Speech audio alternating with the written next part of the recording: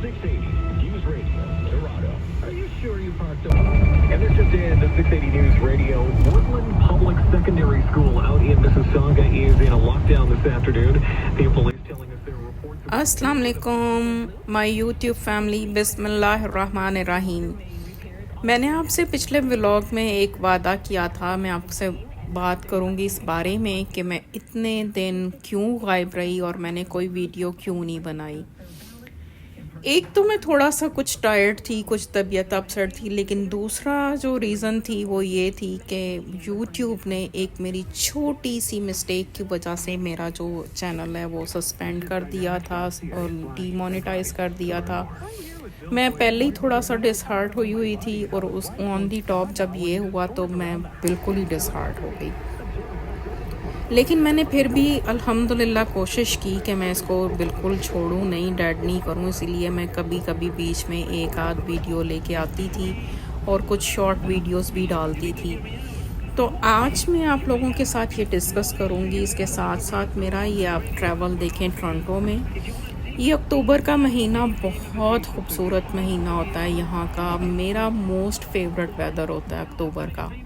तो मेरा जब जाना हुआ टोरंटो में तो मैंने उसके कुछ सीन कैप्चर किए। वहाँ पे इतने दरख्त तो आपको नज़र नहीं आते क्योंकि ज़्यादा बिल्डिंग्स हैं आपके पास। डाउनटाउन जिस तरह कि आपको पता है बाहर की दुनिया का डाउनटाउन होता है, हाई राइज बिल्डिंग्स वाला और लोग ही लोग।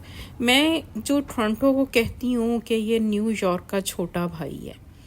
न्यूयॉर्क बड़ा है, थोड़ा मोर उसमें बिल्डिंग्स हैं, मोर उसका एरिया है, और साथ साथ उसमें बहुत ज़्यादा लोग हैं, बहुत ज़्यादा, क्योंकि वहाँ की आबादी बहुत ज़्यादा है। लेकिन बिल्डिंग का स्टाइल और वो पुरानी और नई सारी मिल मिला के जिस तरह का कंस्ट्रक्शन स्टाइल है वो सेम है। आपको कोई पता नहीं चलता कि आप इन दोनों शहरों में से किस शहर में फिर रहे हैं, अनलेस कि आप बस इस फ़र्क के साथ देखें कि वहाँ पे आपको लोग ज़्यादा नज़र आते हैं, यहाँ पे कम। ये बहुत ही खूबसूरत बिल्डिंग है टोरंटो में। ये आप देखें इतनी पतली है, मैं तो कभी कभी सोचती हूँ कि इसके अंदर लोग किस तरह से रहते होंगे। ये बिल्कुल जैसे आई थिंक ट्रेन भी जो है इससे ज़्यादा वाइडर होती होगी। किस तरह के घरों में, कभी मेरा दिल करता है कि कभी मैं इनको अंदर से भी देखूं कि इसमें किस तरह के कमरे होंगे या किस तरह के ये लोग घर बनाए होंगे या ऑफिस बनाए होंगे। अगर कुछ भी इसमें है, मुझे एग्जैक्टली पता नहीं, मैं पता करूँगी, सर्च करूँगी ज़रा कि इसके अंदर क्या है, ऑफिसेज हैं या लिविंग है। लेकिन बहुत ही खूबसूरत। और ये पुराना सा चर्च है यहाँ पे। मैं बिल्कुल मेन डाउनटाउन में जो है यहाँ के इस एरिया में फिर रही थी इस दिन, क्योंकि यहाँ पे हमारी थी अपॉइंटमेंट आइज़ के लिए, और वो हॉस्पिटल जो आइज़ के लिए स्पेशलाइजेशन रखते हैं वो जो है टोरंटो में है, डाउनटाउन के अंदर है। और ये घर जो है लास्ट टाइम मैं आई थी तो अंदर से बिल्कुल खाली था, 4 दीवारें थी, और अभी इसकी जो है वो कंस्ट्रक्शन थी, अंदर से कुछ कर रहे थे। अनकरीब ये फिनिश भी हो जाएगा, फिनिश होगा तो फिर देखेंगे। तो बस हम पार्किंग ढूंढते ढूंढते, अब टोरंटो डाउनटाउन में कुछ स्ट्रीट पे पार्किंग होती है, कुछ पार्किंग एरियाज़ होते हैं, लेकिन ऐसा है कि वो जो होता है बहुत ज़्यादा भरा हुआ होता है, आपको पार्किंग मिलनी मुश्किल हो जाती है और वॉक बहुत करनी पड़ती है। तो ये हॉस्पिटल के बिल्कुल साथ जो है एक चर्च था जिसमें पार्किंग उन्होंने अलाउ की होती है। और ये मैंने एक छोटी सी वीडियो जो आपको दिखाई थी कि ये औरत खड़ी थी और मैं हैरान थी कि इसके पीछे इतने ज़्यादा कबूतर क्यों लगे हुए हैं। फिर थोड़ी देर के बाद देखा तो वो दाना डाल रही थी, और ये कबूतरों को जब दाना डाल रही थी साथ साथ गुलहरियाँ भी इसके पास पास थी और कबूतर भी सारे इसके अराउंड। इसको मुझे यूँ लगता था जैसे ये इसको पहचानते थे। जैसे ही ये आई थी सारे उड़ के उसके इर्द गिर्द इकट्ठे हो गए थे। फिर वो थोड़ी देर के बाद मेरे पास आई, एक कबूतर को उठाया हुआ था उसने गोद में और मुझे दिखा रही थी कि ये जो है ना कबूतर, इसको मेरी हेल्प नीड है। उसने मुझे दिखाया कि उसके पंजों में कुछ धागा सा बंधा हुआ था, तो उसके पंजे बंधे हुए थे, तो वो हेल्प नीड है। कहती मैं करूँगी इसकी हेल्प, और बता रही थी कि मैं ना दिन में इनको 3 से 4 बार दाना डालती हूँ। अब मुझे ये याद नहीं रहा मैं उससे पूछती कि ये सिटी की तरफ से है या लोग इसको देते हैं, क्योंकि ऐसा तो हो नहीं सकता कि ये खुद करती होगी, क्योंकि जिस तरह की वो गरीब सी लग रही थी, इतना दाना वो खुद से बाय करके तो नहीं डालती होगी।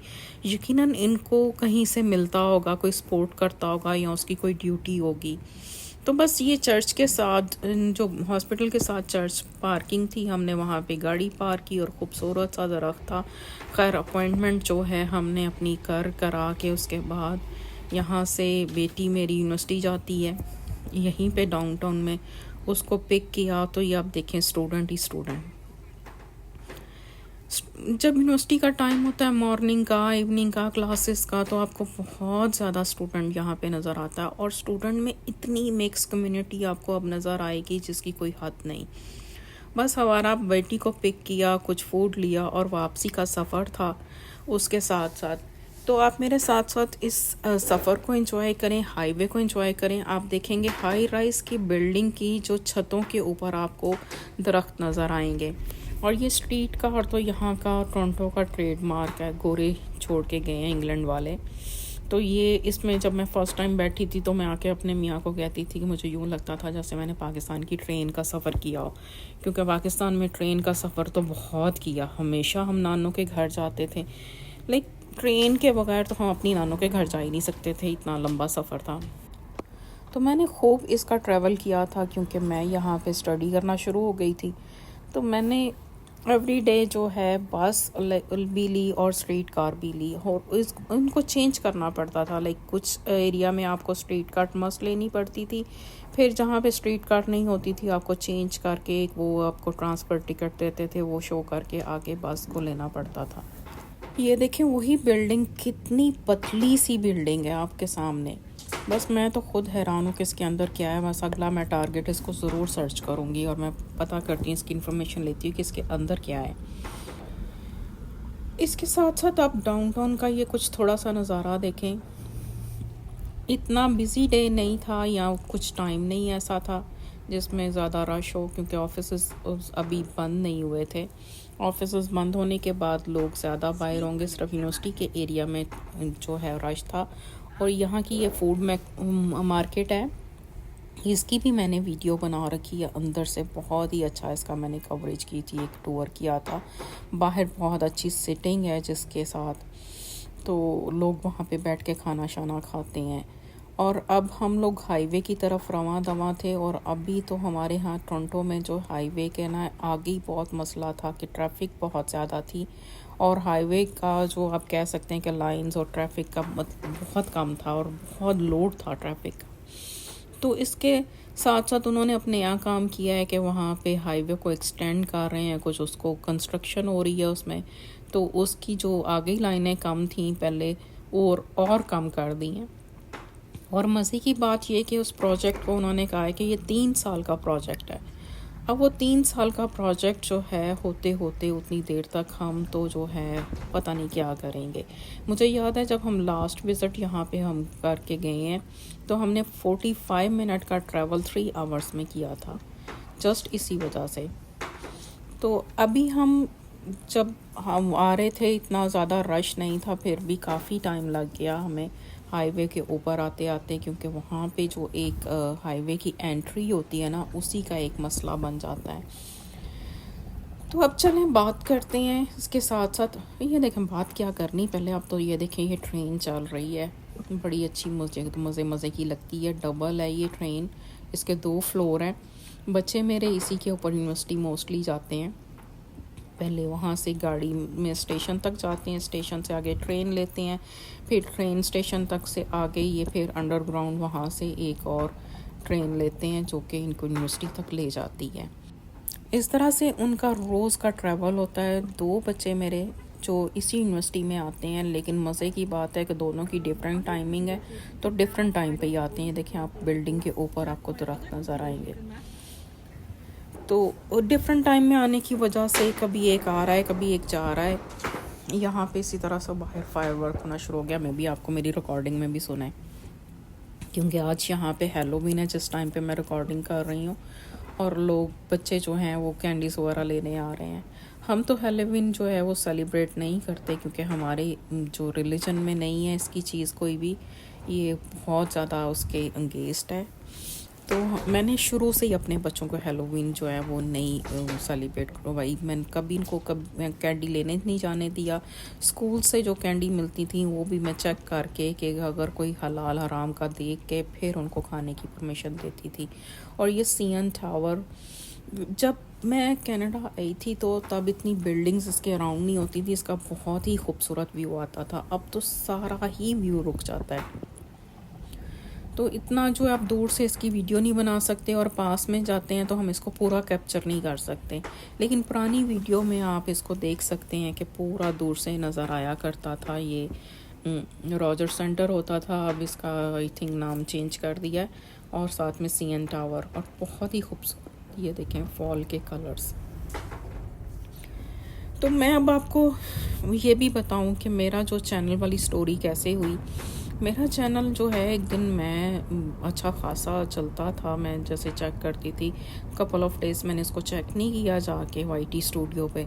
तो जब मैंने कपल ऑफ डेज़ के बाद चेक किया तो उस पर लिखा हुआ कि जी आपका तो चैनल सस्पेंड है और आप क्या कोई कंटेंट जो है वो रीयूज़ हुआ है। मैं बड़ी हैरान हुई कि वीडियोज़ तो मैं खुद बनाती हूँ तो कैसे रीयूज़ हो सकता है। अब उन्होंने मुझे ये भी नहीं बताया था कि कौन सी वीडियो पे हुआ है। उन्होंने मुझे 2 ऑप्शंस दी थी कि आप या तो हमें अपील करें कि हमारी मिस्टेक है, हमने आपको गलत जज किया है, तो या फिर आप 3 मंथ्स वेट करें और 3 मंथ्स के बाद आप अपनी चैनल के ऊपर जो है वीडियोस डिलीट वगैरह कर करा के जो भी है उसको दोबारा से रीअप्लाई करें। अब आप देखें, मैं पहले ही थोड़ा सा अपसेट हुई थी, गिव अप कर रही थी, टायर्ड हुई थी, कुछ तबीयत अपसेट थी। ऊपर से आपको जब इतनी मेहनत आपने की हो, और मैंने तो जैसे अपने सारे मेरे आपको बताया था कज़न्स वगैरह ने शुरू किया था तो मैंने उनके साथ चैलेंज किया।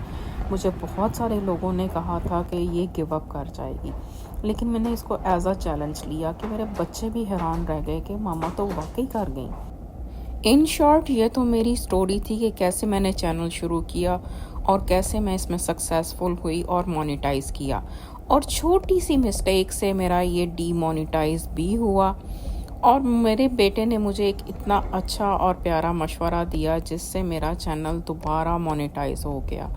और वो छोटी सी गलती क्या थी और किस तरह से मैंने इसको दोबारा मोनेटाइज़ किया, ये मैं स्टोरी आपको अपने नेक्स्ट व्लॉग में इंशाल्लाह सुनाऊंगी, जो कि बहुत ही छोटी सी मिस्टेक थी कि मुझे समझ नहीं आ रही थी कि ये कैसे हुआ। उन्होंने मेंशन भी नहीं किया था, कुछ बताया भी नहीं था क्या था, बस इतना बताया गया था कि कोई कंटेंट रीयूज़ हुआ है। कहाँ रीयूज़ हुआ ये मुझे समझ नहीं आ रही थी क्योंकि सारी ही वीडियो मेरी अपनी बनी हुई थी। बस मैंने 3 महीने अपने चैनल को स्क्रॉल किया, कुछ देखा किया कि कहाँ पे मेरे से मिस्टेक हुई, और मैंने वो अपनी मिस्टेक फाइंड आउट की। और मैं आपके साथ वो भी शेयर करूँगी जो मेरे बेटे ने मुझे मशवरा दिया था कि मैंने यूट्यूब को दोबारा अपने इस चैनल को मोनेटाइज कैसे करवाया, वो कौन से मैंने स्ट्रेटजी जो है इस्तेमाल की थी जिसकी वजह से मेरा अल्हम्दुलिल्लाह दोबारा से मोनेटाइज हो गया। ये मैं आपको इंशाल्लाह अपने नेक्स्ट व्लॉग में पूरी डिटेल से बताऊंगी। बहुत सारी ऐसी चीज़ें होती हैं, एक छोटी सी मिस्टेक होती है जिससे हम कुछ गड़बड़ हो जाती है, और फिर एक छोटी सी मिस्टेक हम उस गड़बड़ को ठीक करने के लिए फर्दर कर जाते हैं। तो बहुत सारे चैनल मैंने खुद सुना लोगों के डीमोनेटाइज हुए, ख़राब हुए, इवन डिसअपीयर हो गए यूट्यूब से। तो बस कुछ जो है हमें पेशेंस के साथ काम करना चाहिए और उन मिस्टेक्स को बहुत ज़्यादा बारीक बीनी से जो है ना उसको लुक करना चाहिए ताकि हम उसको फ़िक्स कर सकें। इंशाल्लाह मैं आपको नेक्स्ट व्लॉग में ज़रूर बताऊंगी कि मैंने इसको कैसे फ़िक्स किया। आप ज़रूर देखिएगा और ये फॉल भी मेरे साथ साथ एंजॉय करें।